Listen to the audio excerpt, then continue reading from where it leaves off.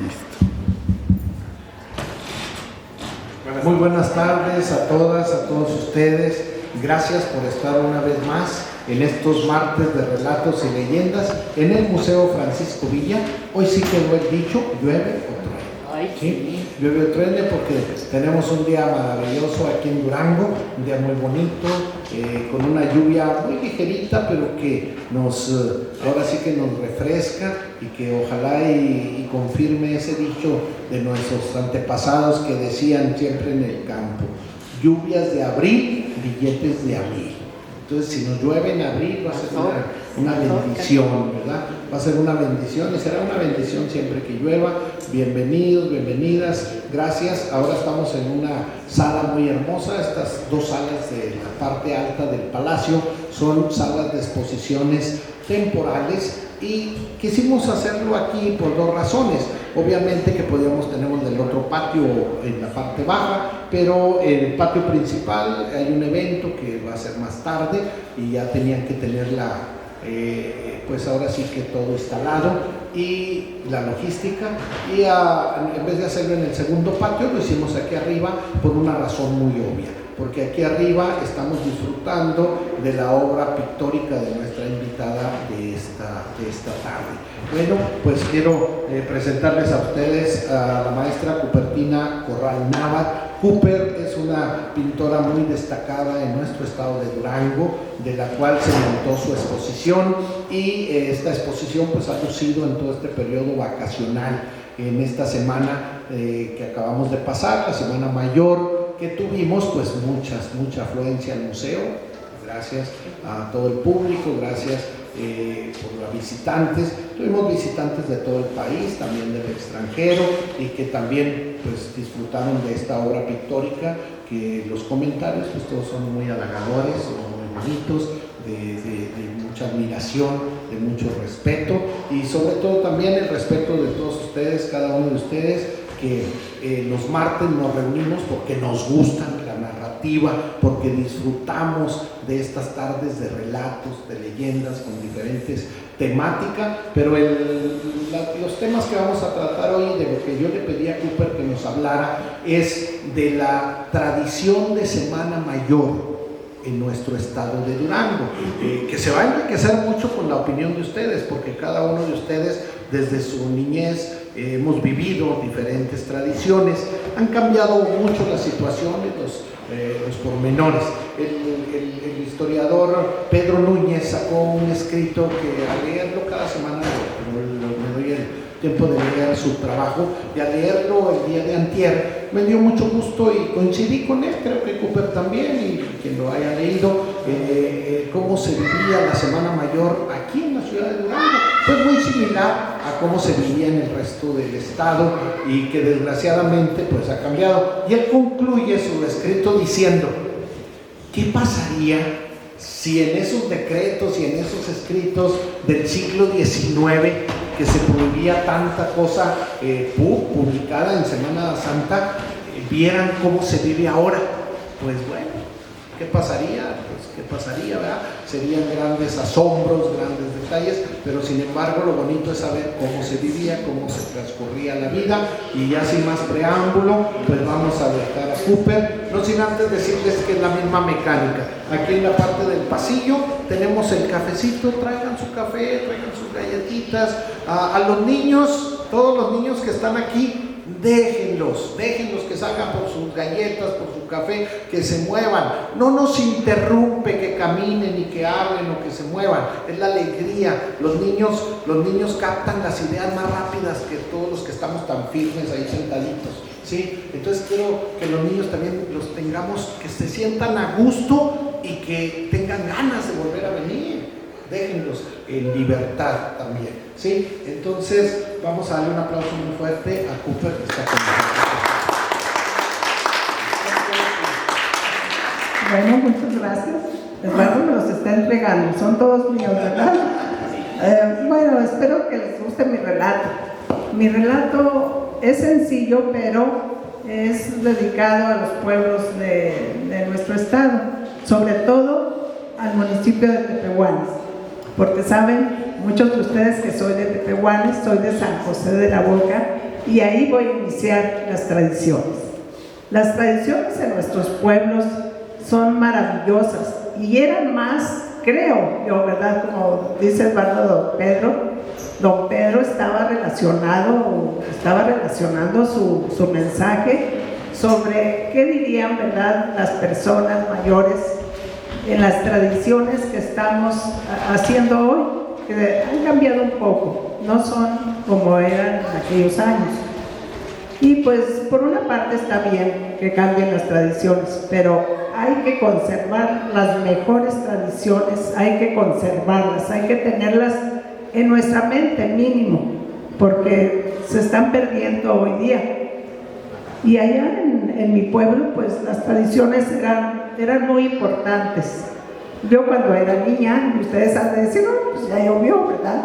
Pero no, todavía no tengo en mi mente esas hermosas tradiciones. Cuando el Domingo de Ramos no se celebraba la misa de Ramos, porque no era parroquia. Era un pueblo donde pues, el sacerdote iba cada y cuando. Y se iba uno preparando desde el domingo, iba uno al templo, tenemos un templo hermoso ahí en ese pueblo, y que pues en aquellos años no tenía luz. Los templos, la mayoría de los templos eran muy oscuros, no tenían ventanas. Imagínense ustedes a las señoras vestidas de negro, largo, con unos chales, con unos rebozos hermosos que tenían, y que se iban, pues se permitían ir casi todo el día Domingo de Ramos a orar en estos maravillosos libros. Traje un libro de mi madre, porque estos libros ellos les daban vuelta y le volvían a dar vuelta al libro, así que era hermoso que ellas a pesar de que tenían poca escuela, porque la más alta escuela era cuarto año, pero sin embargo en estos libros con una letra tan pequeñita, ellas rezaban todo el día el domingo. Luego el lunes se preparaban para el martes. ¿Por qué para el martes? Porque allá la tradición era que el martes y el miércoles se amasaba. ¿Qué era el amasijo? Pues era preparar el pan y los más crudos para los demás días santos. A lo mejor algunos de ustedes saben lo que significa la palabra pan. Si no saben lo que significa la palabra pan, se los voy a decir. La palabra pan es todo, exactamente, eso es lo que nos dijo Lupita, es todo. Eso significaba que esa semana íbamos a tener todo, hasta la vida de Jesús, porque Él la iba a entregar por cada uno de nosotros. Bueno, pues el miércoles estaba el prendimiento. El prendimiento hacían una como jaula y encerraban ahí a nuestro Padre Jesús de Nazareno, y ya había cofradías, o más bien hermandades, más que cofradía, porque cofradía era aquí en la ciudad. Hermandades, ya había personas, hombres nada más, no mujeres, ahora ya hay mujeres también, pero en las hermandades eran hombres que se vestían de morado, y ellos velaban todo el día miércoles en la noche a nuestro Padre Jesús de Nazaret. Otro día la mayoría de las personas se iba al templo, pero además se llevaba su comida, su bastimento. Antes le decíamos bastimento, ahora pues el lonche. ¿Por qué? Porque estamos un poco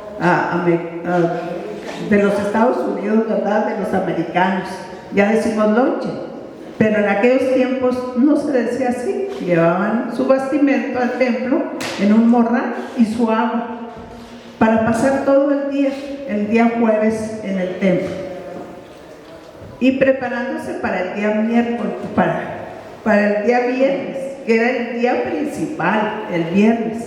Era una tradición tan hermosa, a pesar de que no había oficios por parte de un sacerdote, las personas se dedicaban a hacerlo, y hacerlo muy bien. Los templos no tenían bancas. El que tenía un banquillo, pues ya era rico, ¿verdad? Llevaba su banquillo de esos que se doblaban y ahí se sentaba, y los que no, se sentaban en el piso. El piso era de madera, como estamos viendo esta sala, que es el piso de madera, no era frío, pues ellos pasaban casi el día completo ahí sentados en el piso, rezando, orando, cantando, esos cánticos hermosos que cuando yo he escuchado que cantan y que dicen los cantos cardenches, bueno, pues los cantos cardenches se acostumbraban desde aquellos años, desde mis abuelos, de mis padres. Ya se usaba el canto cardenche, porque era exactamente la misma nota que usaban, una nota muy alta, muy aguda, era lo que se usaba en los cantos en los templos. Y el viernes pues era maravilloso porque el viernes se levantaba uno y todo el mundo tenía que ayunar. No podía uno tomar nada en la mañana, únicamente agua. Hasta las 12 del mediodía, cuando ya se hacían los alimentos, y vaya que unos grandes banquetes que preparaban las mamás, ¿verdad? Con ese venorio, con esos chiles rellenos con queso ranchero, esas enchiladas. Bueno, eran unos platillos maravillosos y qué bueno que no se termine esa tradición de esos ricos platillos. Y que en aquellos años tampoco no se llamaba gastronomía, se llamaba comida, y comida, una comida maravillosa, riquísima, que yo todavía no puedo probar un alimento tan rico como aquellos platillos que se hacían y que todavía algunas personas los podemos hacer, realizar ese tipo de alimentos, ¿verdad? Y pues los postres, no se diga. Yo creo que a ustedes ahorita se les está haciendo hasta agua a la boca, porque pues aquellas torrejas, el melado de piloncillo, aquellas ensalada de calabaza con frutos, y no sería la rica capirotada, y que no es la capirotada que hoy día conocemos. Ya la mayoría de las personas le ponen leche, que le pone le pone un montón de cosas a la capirotada, ¿verdad? Y que en nuestros días, pues, era más sencilla, pero era un sabor riquísimo. Era tan sencilla que se usaba el pan que habían cocinado el martes, ¿verdad? Aquel pan ranchero riquísimo. De eso se hacía la capirotada y únicamente se le ponía queso ranchero y cacahuates. Era todo lo que se le ponía a esa capirotada y se cocía sobre el comal. No era que ahora lo metemos al horno de la estufa eléctrica, ¿verdad? Y que bien fácil.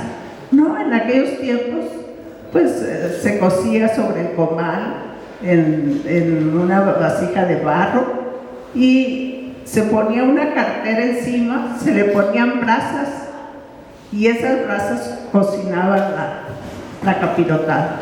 Así que salía riquísima ese tipo de alimentos que se usaban en aquellos tiempos. Se le llamaba migas. También se les llamaba migas, pero en mis tiempos, más bien en mi rancho o mi pueblo, se llamaba capirotada. Pero ahora también se le puede llamar migas, ¿verdad? Por las migajas de pan, se corta el pan y a eso se debe que se llaman migas.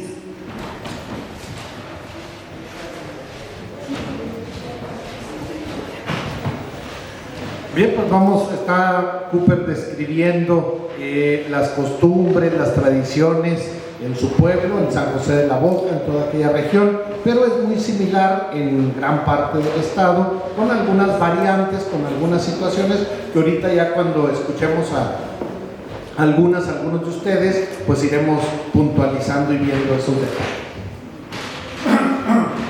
Bueno, pues también. Oiga, ¿no le ponían colaciones? Había personas. Sí se usaba eso. Sí, don Francisco, había personas que le ponían colaciones, pero en mi casa no se le ponía porque a mí no me gustaba. Entonces la colación se deshace en el pan, en el melado que se le pone, y se pone de colores la capirotada.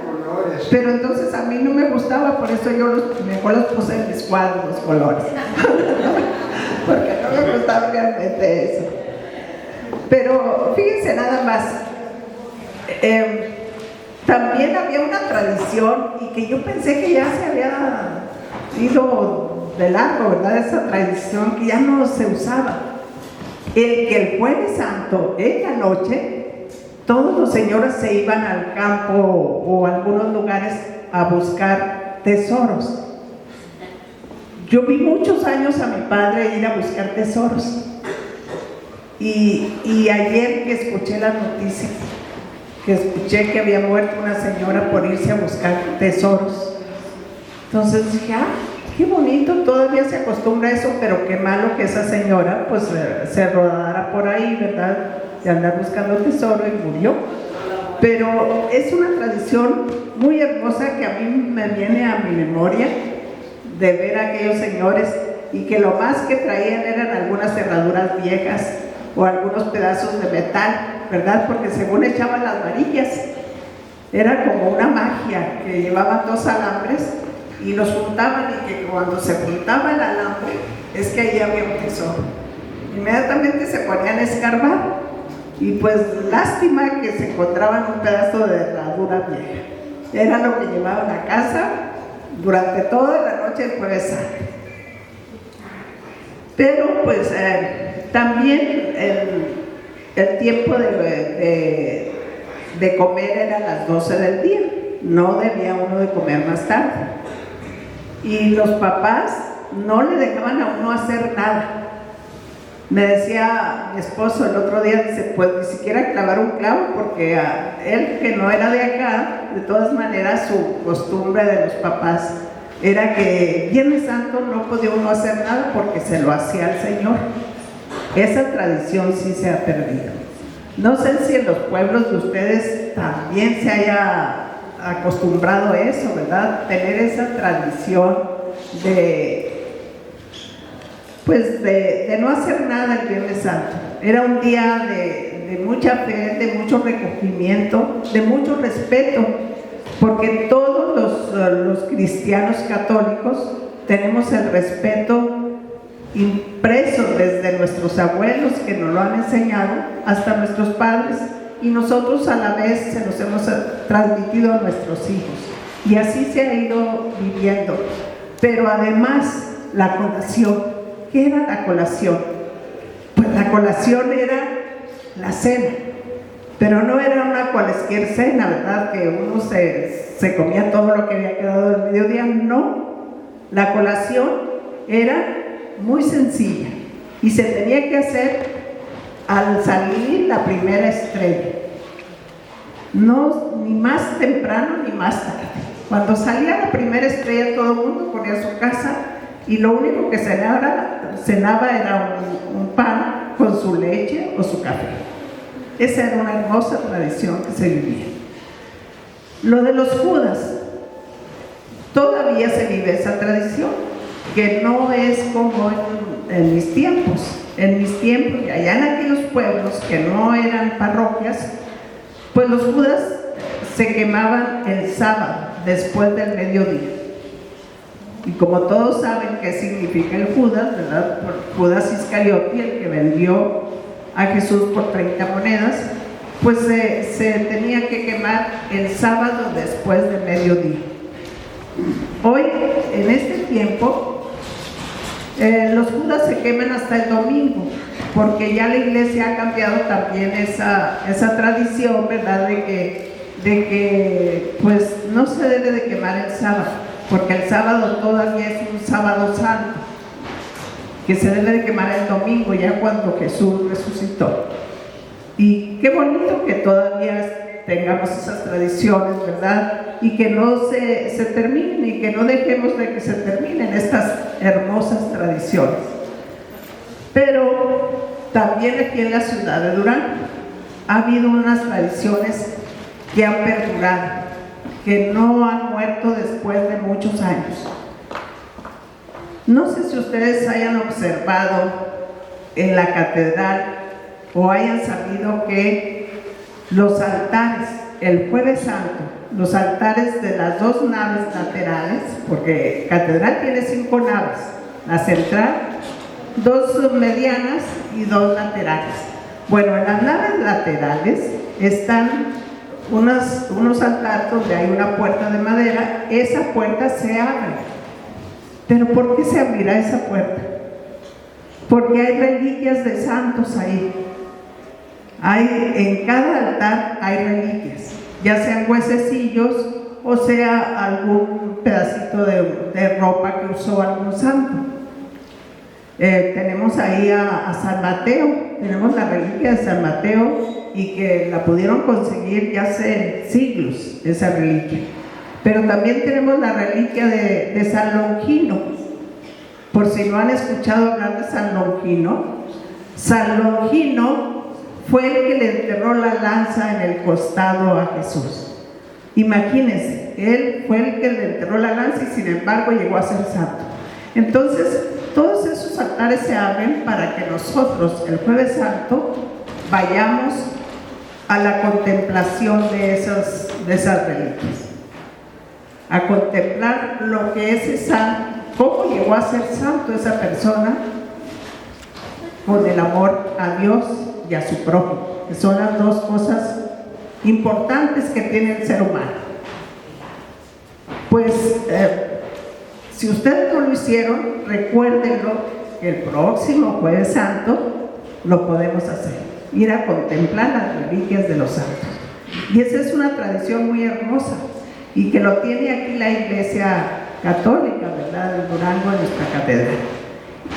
Y también el tenebrario. Si alguno de ustedes no conoce ese elemento, que es un mueble que se usaba desde 1738, se usó ese tenebrario y que ahora se encuentra en el Museo de Arte Sacro, que está en la parte alta del templo. Si ustedes quieren conocerlo, es un mueble que mide 4 metros. No se sabe si es de Puebla, si lo trajeron de Puebla, pero es maravilloso. ¿Y qué era la tradición de ese mueble? Pues que los templos pues tenían sus techos vaídos. Los techos vaídos son las bóvedas del techo, ¿verdad? Así como aquí no es de bóveda, es de viga. Pues ahí en catedral son bóvedas. Lo que está en los techos son como 3 bóvedas en cada pasillo. Pero en aquellos años, fíjense nada más, esas bóvedas eran vaídas, eran muy bajitas, no tenían ventanas en la catedral, estaba sin ventanas. Y se usaba ese mueble para alumbrar cuando se cantaban cantos referentes a la Semana Santa. Son 14 velas chicas, amarillas, y una blanca en el centro. Son 15 velas por todas. Y que se iba cantando, se hacía un canto, se apagaba una vela. Y así se iban apagando una por una hasta que se apagaban las 14. Y se dejaba únicamente encendida la del centro, que era una vela blanca. ¿Y por qué esa vela? Porque era la luz de Jesús, de Cristo. Era la que nos iba a guiar en nuestra vida. Pero además también con esa vela encendían la vela del Santísimo. Es maravilloso todo esto que nosotros podemos vivir en una Semana Santa, en nuestro pueblo o en la ciudad, donde estemos en ese tiempo, pero con mucho recogimiento. Hay que recordar que también aquí se acostumbra la visita de los 7 templos. Y yo me fijaba ahora el Jueves Santo que salía de misa, que estaban llegando ahí al templo que yo acudo, que es San Martín de Porres. Cantidad de gente, veo unos cientos de personas por las calles visitando los 7 templos. En nuestros pueblos, en aquellos años, no se decía la visita de los 7 templos. Como había un solo templo, pues se decía la visita de los 7 altares. Y salía uno por una puerta y entraba por la otra, rezaba la oración o una estación del Vía Crucis y seguía dando vueltas 7 veces para poder cumplir con aquella ceremonia que era hermosísima, ¿verdad? Y que todavía sigue la tradición aquí en Durango. No sé si alguno de ustedes lo haga, si alguien quiere compartir que sí lo hace, ¿verdad? De cómo lo hace, si en familia, porque yo veo que van las familias completas, pero a veces va una sola persona, ¿verdad? Depende de la fe o el deseo que tiene uno de cumplir con todos esos ritos de Semana Santa. Bueno, pues a ver si alguno de ustedes tiene algo que platicarnos, que comentarnos de eso. Parece que don Francisco tiene muchas ganas de decirnos cosas. Nada más para que me recalque el nombre del era romano, me imagino. Longino. Longino. ¿Era romano? Sí, era romano, era de los romanos. Hay una confusión grande, que bueno que Francisco menciona, era romano. Lo vemos actualmente y lo vimos siempre, y todavía lo vemos a veces en los viacrucis que publican. Y dicen, los judíos muy bien vestidos, y son los soldados romanos. O sea, los judíos eran Jesús y los apóstoles. Ellos eran los judíos. María, los apóstoles, Jesús eran judíos. Los que los tenían dominados era el imperio romano. Y Jesús, pues, se levantó contra el imperio romano, por supuesto. Y por eso lo mataron. Entonces, la gente confunde en los pueblos y dice, ahí vienen los judíos, y son los soldados romanos. Y Longino, pues, era un soldado romano que no quería traspasar a Jesús con la lanza, pero lo estaba obligando su superior, y lo obligó a que lo hiciera, le ordenó que lo hiciera, y él acató una orden militar, mas sin embargo después fue santificado. De eso viene una tradición muy grande. Mi abuela, como todos mis abuelos, pues eran de San José. Mi abuela Genoveva, que después, cuando yo nací, pues conviví con ella hasta que yo era un joven, casi terminando la carrera de profesor. Conviví con ella siempre y aprendí mucho de ella, por supuesto, porque era la abuela paterna con la que vivíamos pegadas las casas, y ella nos enseñó desde muy pequeñitos, y decía desde que éramos muy pequeñitos, el Viernes Santo hasta los pajaritos ayunan. Y era una orden, ¿verdad? El Viernes Santo había que ayunar, porque hasta los pajaritos ayunan. Y eso se le queda a uno grabado por toda la vida, ¿no? Y lo sigue aplicando con los hijos y con los nietos y con todo el mundo. Por supuesto que eran rigurosos, y el viernes de ceniza era de rigor ayunar, y los viernes de cuaresma. Pero eso sí, el Viernes Santo era imperdonable que alguien no ayunara. Mi madre, un poco más consentidora, decía, sí, pero los niños y los enfermos hacen parvedad. Y ahorita dirán, ¿y qué es parvedad? Parvedad es una dispensa de poder tomar algo ligero, un panecito con leche o algo con cafecito, pero que decía, los niños y los ancianos y los enfermos hacen parvedad. Y mi abuelita decía, no, hasta los pajaritos ayunan. Y bueno, eran de este año. Ahí también nos narraba un relato muy bonito sobre Longino, y yo creo que muchos de ustedes lo han de conocer, sobre la historia o el relato del judío errante. Decían, y mi abuelita nos explicaba, que cuando Longino traspasa a Jesús con la lanza y que sale agua del costado y sangre que purifica, que ahora pues es el Señor de la Misericordia, con esas fuegos y energías que vienen del costado principalmente, o del pecho, ¿verdad? Pero bueno, decían que el que traspasó el cuerpo de Jesús con la lanza, Longino, se había convertido en el judío errante, y la leyenda dice que el judío errante por los siglos de los siglos de los siglos vagará y estará en el mundo.